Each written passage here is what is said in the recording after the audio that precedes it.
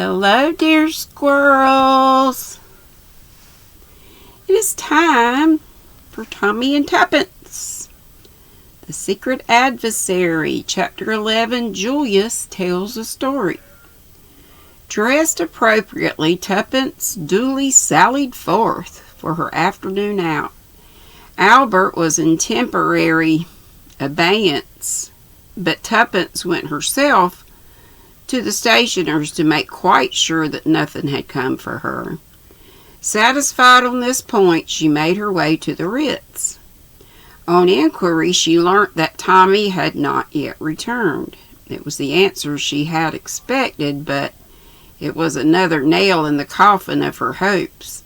She resolved to appeal to Mr. Carter, telling him when and where Tommy had started on his quest and asking him to do something to trace him. The prospect of his aid revived her mercurial spirits, and she next inquired for Julius Hersheimer. The reply she got was to the effect that he had returned about half an hour ago, but had gone out immediately. Tuppence's spirits revived still more. It would be something to see Julius. Perhaps he could devise some plan for finding out what had become of Tommy. She wrote her note to Mr. Carter in Julius's sitting room and was just addressing the envelope when the door burst open. "What the hell?" began Julius, but checked himself appropriately. "I beg your pardon, Miss Tuppence. Those fools down at the office would have it that Beresford wasn't here any longer. Hadn't been here since Wednesday. Is that so?" Tuppence nodded. "You don't know where he is?" she asked faintly. How should I know? I haven't had one darned word from him, though I wired him yesterday morning." "I expect your wire's at the office unopened. But where is he?" "I don't know. I hoped you might. I tell you, I haven't had one darned word from him since we parted at the depot on Wednesday." "What depot?"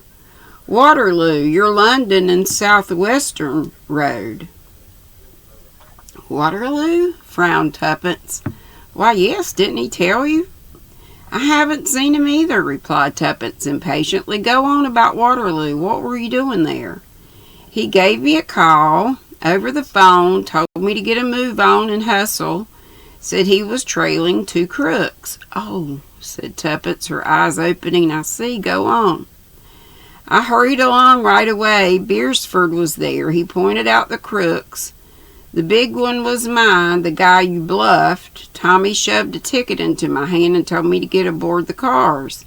He was going to sleuth the other crook." Julius paused. "I thought for sure you'd know all this."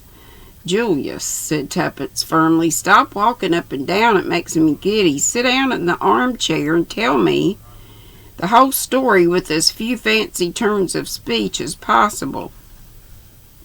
Mr. Hersheimer obeyed. "Sure," he said. "Where shall I begin?" "Where you left off, at Waterloo." "Well," began Julius, "I got into one of your dear old-fashioned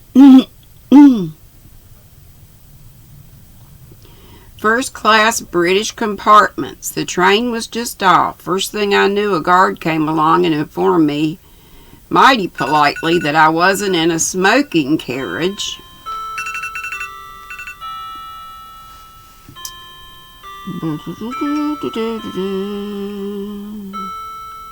I handed him out $50, and that's that. I did a bit of prospecting along the corridor to the next coach. Whittington was there right enough when I saw the skunk and his big, sleek, fat face and thought of poor little Jane in his clutches. I felt real mad that I hadn't got a gun with me. I'd have tickled him up some. We got to Bournemouth all right. Whittington took a cab and gave the name of a hotel. I did likewise, and we drove up within 3 minutes of each other. He hired a room, and I hired one too. So far it was all plain sailing. He hadn't the remotest notion that anyone was on to him. Well, he just sat around in the hotel lounge reading the papers and so on till it was time for dinner. He didn't hurry any over that either. I began to think that there was nothing doing and that he'd just come on the trip for his health. But I remembered that he hadn't changed for dinner, though it was by way of being a slap-up hotel, so it seemed likely enough that he'd be going out on his real business afterwards. Sure enough, about 9 o'clock, he did. Took a car across town. Mighty pretty place, by the way. I guess I'll take Jane there for a spell when I find her. And then paid it off and struck out along those pine woods on the top of the cliff. I was there too, you understand. We walked maybe for half an hour. There's a lot of villas all the way along, but by degrees they seem to get more and more thinned out. And in the end, we got to one that seemed the last of the bunch. Big house it was, with a lot of piney grounds around it. It was a pretty black night, and the carriage drove up to the house. The carriage drive up to the house was dark as pitch. I could hear him ahead, though I couldn't see him. I had to walk carefully in case he might get on to it that he was being followed. I turned a curve and was just in time to see him ring the bell and get admitted to the house. I just stopped where I was. It was beginning to rain, and I was soon pretty near soaked through. Also, it was mighty cold. Whittington didn't come out again, and by I got kind of restive and began to mooch around. All the ground floor windows were shuttered tight, but upstairs on the first floor, it was a 2-storied house, I noticed a window with a light burning and the curtains not drawn. Now, just opposite to that window, there was a tree growing. It was about 30 foot away from the house, maybe, and I sort of got it into my head that if I climbed up that tree, I'd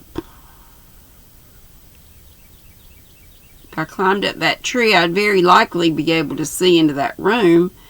Of course, I knew there was no reason why Whittington should be in that room rather than in any other, less reason, in fact, for the bedding would be on his being in one of the reception rooms downstairs, but I guess I'd got the hump from standing so long in the rain, and anything seemed better than going on doing nothing, so I started up. It wasn't so easy by a long chalk. The rain had made the boughs mighty slippery, and it was all I could do to keep a foothold. But bit by bit I managed it until at last there I was, level with the window.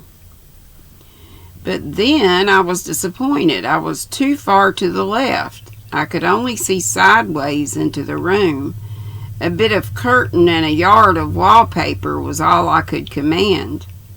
Well, that wasn't any manner of good to me, but just as I was going to give it up and climb down, someone inside moved and threw his shadow on my little bit of wall, and by gum, it was Whittington. After that, my blood was up. I'd just got to get a look into that room. It was up to me to figure out how. I noticed so he wants to get into the room, of course. It was up to me to figure out how. I noticed that there was a long branch running out from the tree in the right direction. If I could only swarm about halfway along it, the proposition would be solved. But it was mighty uncertain whether it would bear my weight. I decided I had just got to risk it, and started, very cautiously, inch by inch. Sorry, got a message. Junk.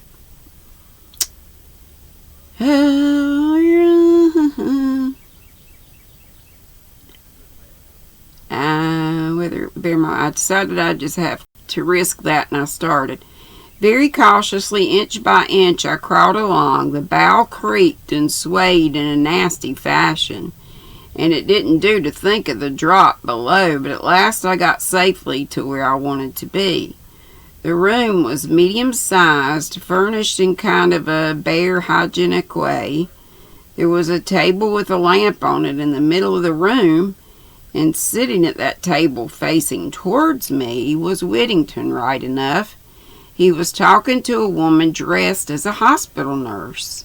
She was sitting with her back to me, so I couldn't see her face. Although the blinds were up, the window itself was shut, so I couldn't catch a word of what they said. Whittington seemed to be doing all the talking, and the nurse just listened.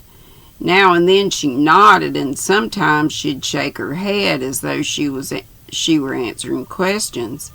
He seemed very emphatic. Once or twice he beat with his fist on the table.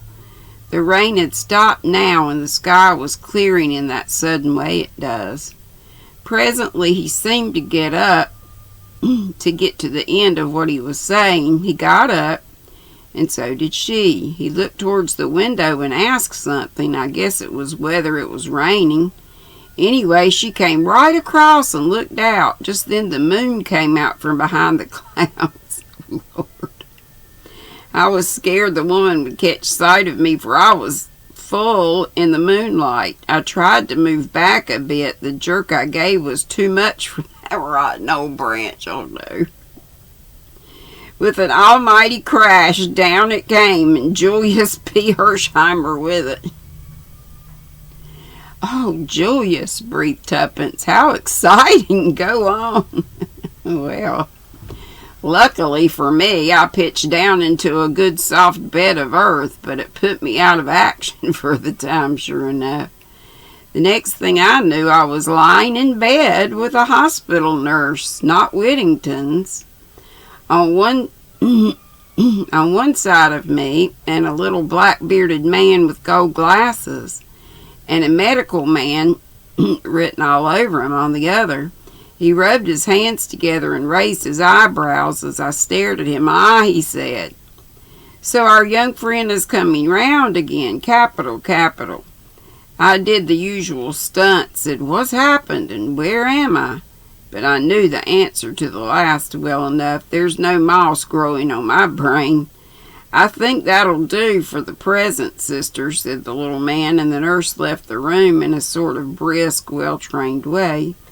But I caught her handing me out a look of deep curiosity as she passed through the door. That look of hers gave me an idea. "Now then, Doc," I said, and tried to sit up in bed, but my right foot gave me a nasty twinge as I did so. "A slight sprain," explained the doctor.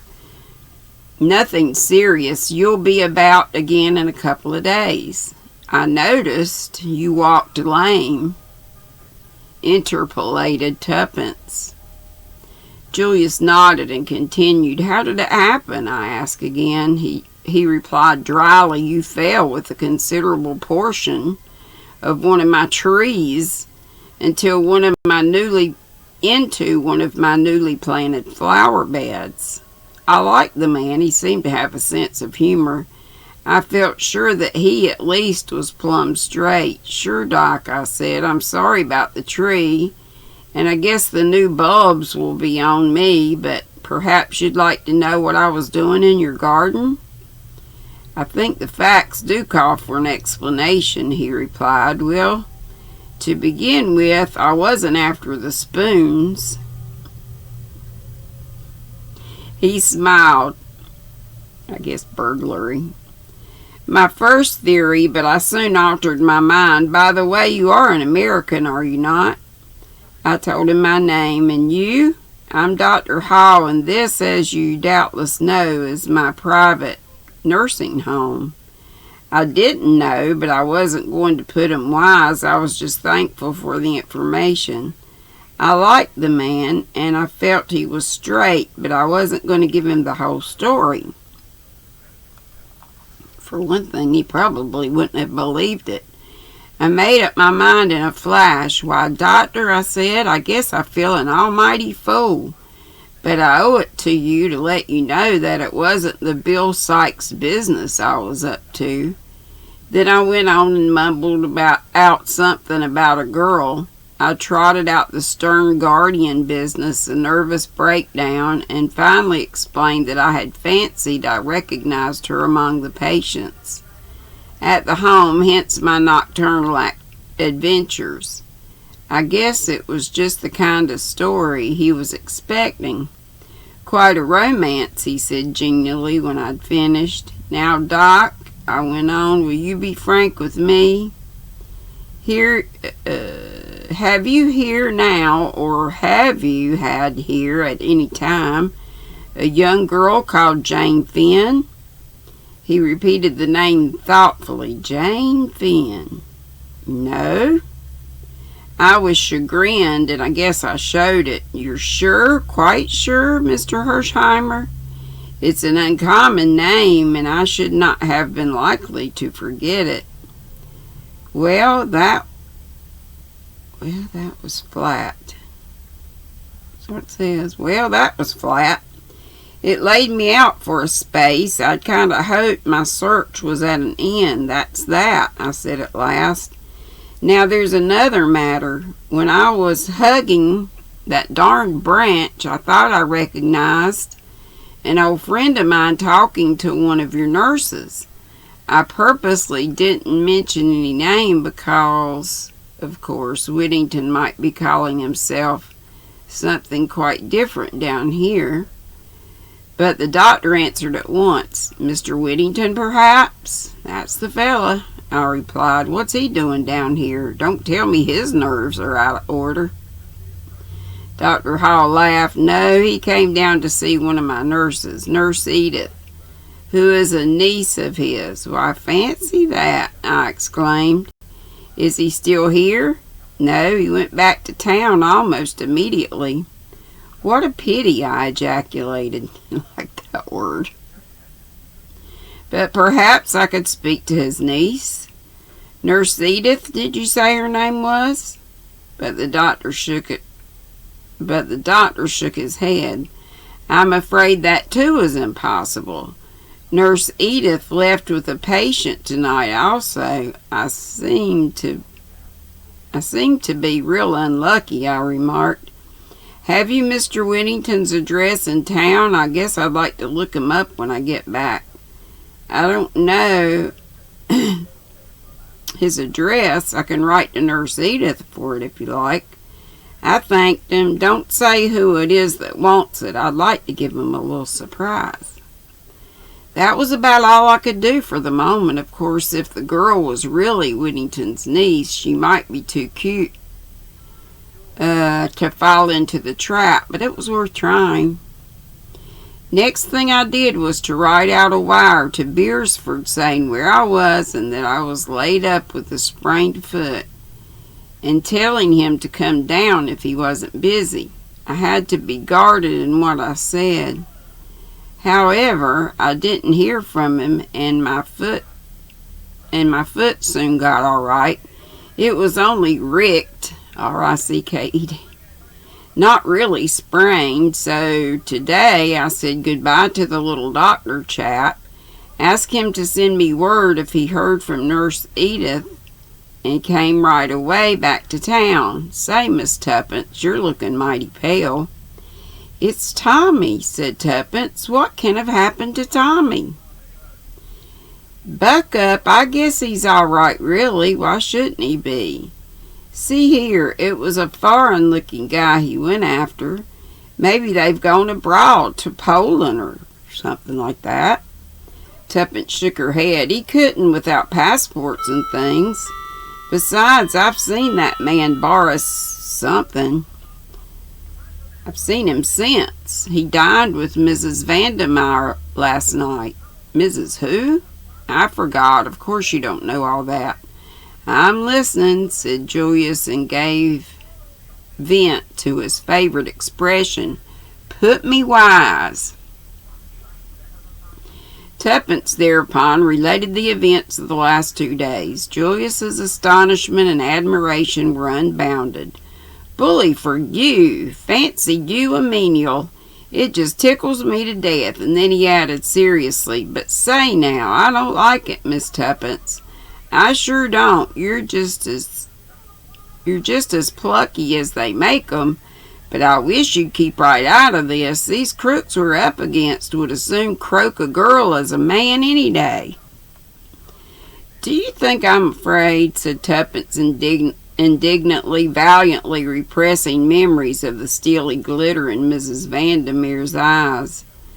"I said before you were darned plucky, but that doesn't alter facts." "Oh, bother me," said Tuppence impatiently. "Let's think about what can have happened to Tommy. I've written to Mr. Carter about it," she added, and told him the gist of her letter. Julius nodded gravely.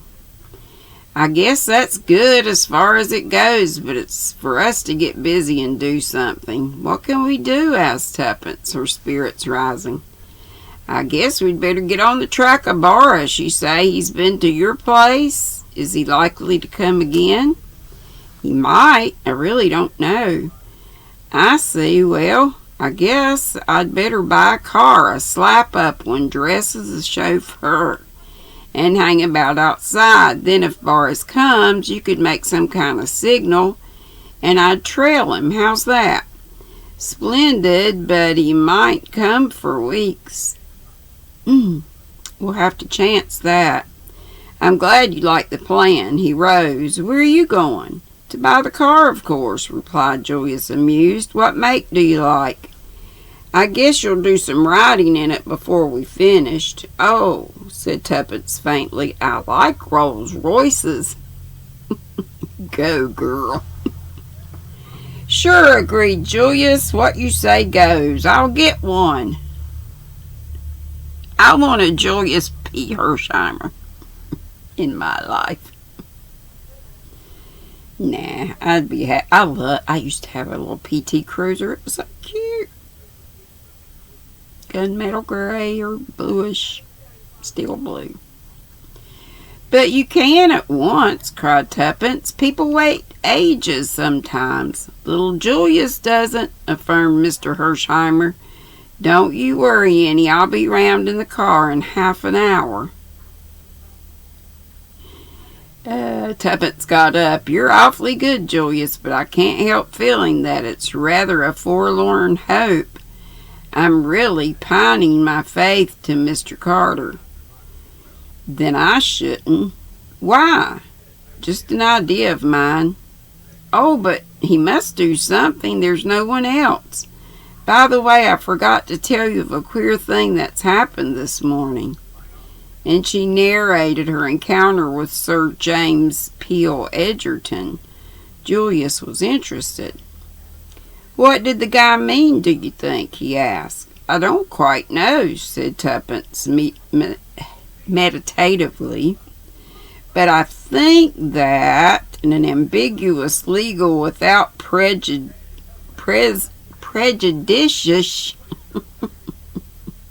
that's what it says. Prejudice-ish lawyer's way, he was trying to warn me." "Why should he?" "I don't know," confessed Tuppence, "but he looked kind and simply awfully clever. I wouldn't mind going to him and telling him everything." Somewhat to her surprise, Julius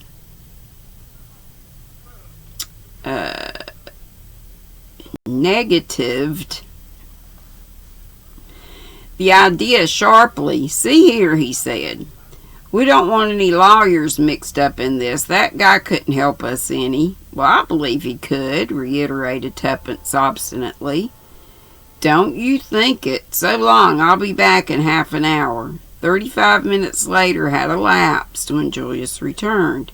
He took Tuppence by the arm and walked her to the window. "There she is." "Oh," said Tuppence with a note of reverence in her voice as she gazed down at the enormous car. "She's some pacemaker, I can tell you," said Julius complacently. "How did you get it?" gasped Tuppence. "She was just being sent home to some bigwig." "Well?" "I went round to his house," said Julius. "I said I reckoned a car like that was worth—" every penny of $20,000. Then I told him it was worth just about $50,000 to me if he'd get out. Well, said Tuppence, intoxicated. Well, returned Julius, he got out. That's all. And that's all. Chapter 12 was called A Friend in Need. So I hope we get Tommy out of this mess he's gotten into. Y'all be sweet and don't be ugly. And I'm going to go see if Kelly's doing something. Crochet Adventures by Kelly. It's Sunday evening, so she should be live. Love y'all. Bye-bye. Don't forget I'll be on tomorrow at 5 Eastern. And don't forget we've changed times. So if you had changed times, it might be an hour earlier for you. Part, not right. Hate when that happens.